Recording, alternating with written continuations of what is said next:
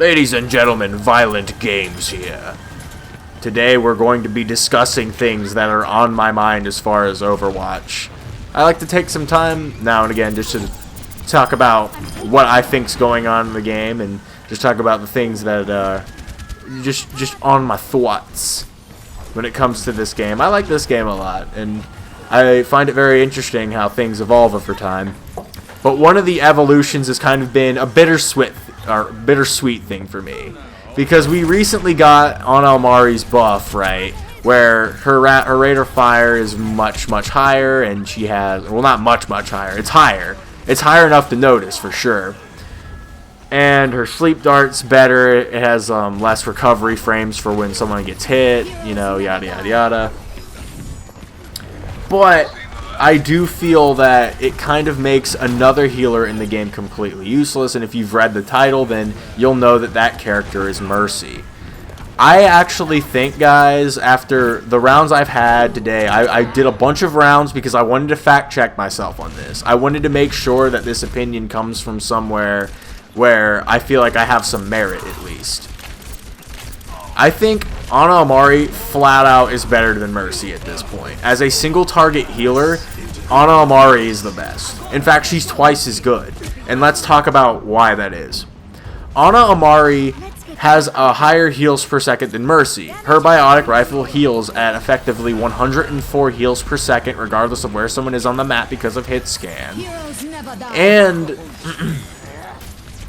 Mercy's staff has 50 heals per second.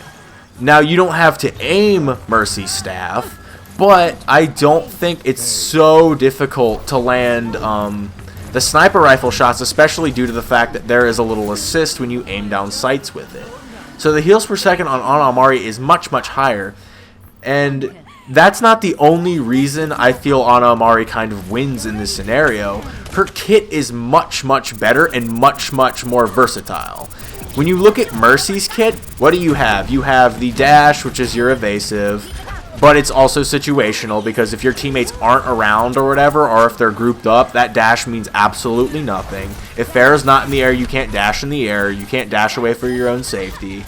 So it's not, you know, super amazing, right? Or it can be amazing in the right situations, but it's entirely situational. So it's like flipping a coin as to whether or not it's useful at the time. And all of her utilities, we're talking about Mercy still, all of her utilities can only be used one at a time. So her heal can only be used one at a time. You can't use your heal and your pistol at the same time.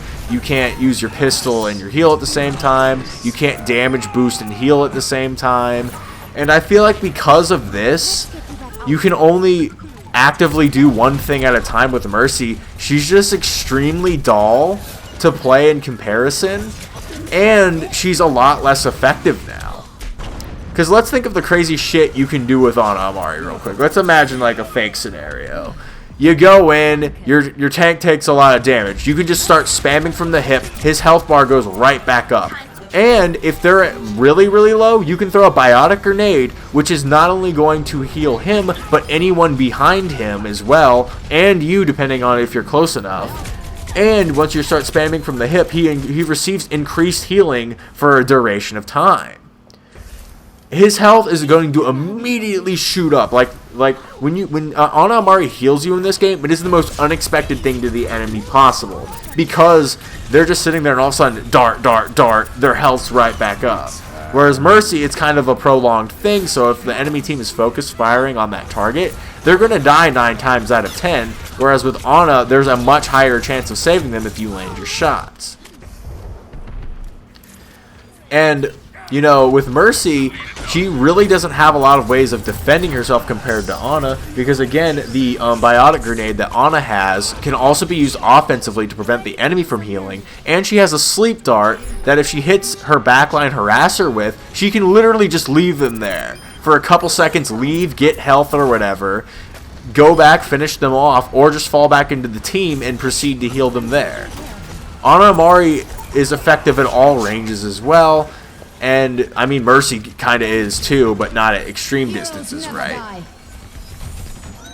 It's just that when I look at these two these two characters' kits. I see one that has a lot more potential and has a lot more versatility, and then I see a one-trick pony when I look at Mercy.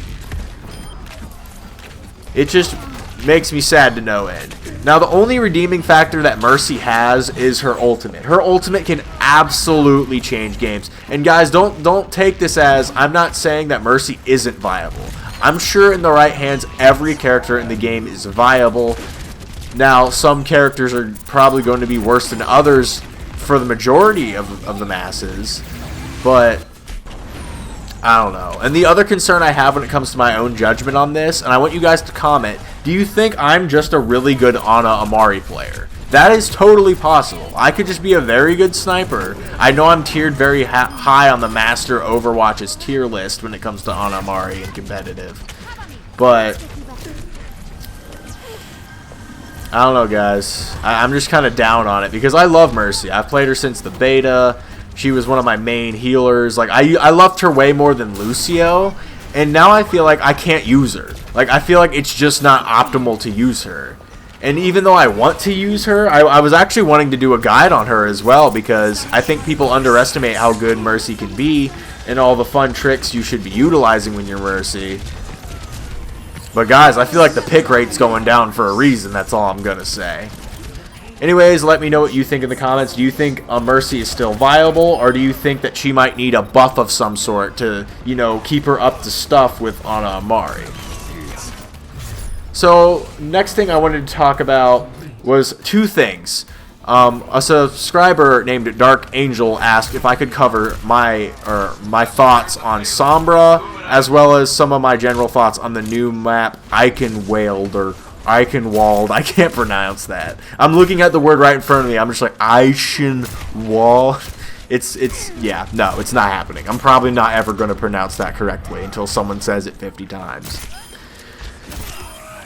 So let's cover Sombra first, because a lot of people like to fucking talk about Sombra. Usually the community is coming up with all these crackpot theories on who they think Sombra is, all this weird speculation, all of this like, but there's like something in the Sombra Games trailer that teases her, and there's like, oh, what's that blurry thing in the background? It's probably Sombra. And the reason I laugh at people who do these types of things and types of videos is because all this speculation is telling you literally what everyone kind of like figured out like months ago. We can pretty much confirm at this point that Sombra is going to be a stealth-based character. She's probably going to have a cloaking ability, so we can pretty much assume that she's also a flanker. Now, how do I feel about having a new, the next, DLC character being a flanker? I love that. I like flanking. I'm not a huge fan of Genji, but I definitely think Genji's very viable in the right hands. And I love Tracer. I absolutely adore Tracer. But one of the other reasons, and this is kind of not related to Overwatch, that I'm excited for Sombra is that my favorite character in the Battleborn beta, actually, this is a game I didn't actually buy because I had a choice between Battleborn and Overwatch, and I was actually going to make guides for Battleborn if I would have bought that game over this, so literally you guys would not be watching this right now had I picked Battleborn, but that's beside the point. In Battleborn, there was a character by the name of Shane and Aurochs, and she was basically a stealth melee character, and I loved that. I thought playing a stealth character in a first-person game with hero classes was freaking awesome, so by all means, I'm excited for Sombra. And let's talk about what I would want from Sombra. Like, what do I want Sombra to be? I want Sombra to be a melee character. More than anything else, I want a melee character that isn't a tank. Or, Genji kind of counts, but, he's primarily a projectile thrower. I don't want another projectile thrower. I don't want a hit scan fire. I want a melee character that isn't a tank, because I like melee classes in games. I don't think Overwatch has enough melee characters, so I'm hoping wholeheartedly that Sombra is going to be a melee assassin. I want her to have like maybe a 150 to 200 health pool. I want her to be about damage more so than Reinhardt. I want her to have more damage potential than Reinhardt, and I want her to have more mobility than Reinhardt. But one thing that also boggles my mind, and what I'm very curious to find out, what do you think her ultimate is going to be? I'm trying to think, because, like, I'm trying to think if I were to make a stealth hero, right? How would I build them and what abilities would I give them? You know, what would their kit be like? Well, obviously, you're going to have the cloak. That's probably going to be on cooldown. It's probably going to last for X duration. Or maybe, here's another theory. It's a passive where you just stand still. And then you're invisible, like, only when you stand still. That would be pretty crazy if that was the case. But, hey, anything's possible. I cannot think of an ultimate that a stealth character has, because she's not going to have, like, Reaper's ultimate where she just wipes the entire team. Is this going to be a supportive ability? Is it going to be a debuff? Like, maybe she does a giant debuff to the entire enemy team, maybe nerfing their damage or nerfing or increasing the damage. Like, what if it was like a mass Discord orb? Not as effective as Discord orb. Oh my god, that'd be terrible. That'd be the most overpowered ultimate in the game if that were the case. I just can't think of, like, I cannot think of a kit that makes sense for this character that doesn't make them overpowered to me. But what I want a assassin type character who is melee. That's pretty much the synopsis of what I want. Will I get it? Not sure. So, who do I think Sombra is as far as the lore and whatnot? I think Sombra is definitely that little girl in the Soldier 76 short. I completely agree with those theories. I think it makes the most sense, but then again, like I said, it's completely irrelevant to me. I would much rather I just get the information and know what the class is. I could care less about who the person's identity is. I'm just going to let it happen, you know what I'm saying? I don't really get too much into hype. I think a watched pot never boils. So if you're looking up all these Sombra videos, you're kind of screwing yourself out of, like, getting to the character faster. Even though, you know, time being as relative as it is, I feel like if you're just watching and being hyped and just anticipating it, you're just not gonna get to it any faster. So, watch pot never boils. I don't really feed into the hype or the theories. I'll let everyone else do that. It doesn't really interest me. I just want to cover the character. I'm excited by this character. I want to play a stealth hero. So, those were my thoughts. That was my little ramble tangent on Sombra. Gosh, it was so awkward. But that's the discussion videos, guys. Now, let's talk about the new map, Eichenwald. If that's how it's pronounced, I have no idea. If you can type a comment that somehow makes me pronounce that properly, I would laugh so hard and give you props. I looked at the trailer, so I watched the trailer right when Dark Angel told me about it. Or basically he asked me to cover the map. I think he assumed I was, like, watching to it. I should probably subscribe to Overwatch, by the way. I haven't done that yet. I should probably do that. But when I watched the trailer, basically, I think they did a phenomenal job. Like, I've never been impressed by a map video, guys, but this one legitimately impressed me. And the reason that is because it took something that none of the Overwatch maps really have in them, which is kind of this, like, green, overgrown type of feel mixed with, like, a medieval type of theme. And I'm like, that's very strange in Overwatch. Like, I haven't seen a map like that, you know, at all, and it's, like, very, like, you know, castle-y and shit. I don't know how to really define it. I'm trying to think of, like, a 4 or 5 syllable word that sums it up, and I can't think of one. It's embarrassing as shit. But Eichenwald looks like a great map to me. From all the things that I saw in the trailer, I think the map's aesthetics are, like, on fleek of what a new Overwatch map should be. So, yeah, I'm excited about that. I think it's really, really fucking cool. Now, we still have some gameplay left here, so I'm just going to kind of look at that and while I'm just rambling here, and then we'll finish up the video. Let's see, how much more do we have? We got a few minutes. So, what are the trends I'm seeing right now in Overwatch as far as meta? Well, actually, let's talk about the thing that Blizzard also thinks is, for some reason, super, super important. Let's talk about competitive. Because, you know, the skill rating system in general, like, when it comes to competitive, I think the skill rating system is kind of retarded. And I know a lot of people feel that way, and Overwatch is actually making a change to where the leveling is going to be a little bit different. They said they're like, it's going to be on a system where it's like 1 to 5,000 or something. I absolutely don't care about this. The only problem I have with skill rank is not how it's presented. I don't think that matters. I think everyone pretty much knows at this point that level 60 means that you're good, or that's a pretty good skill rating, right?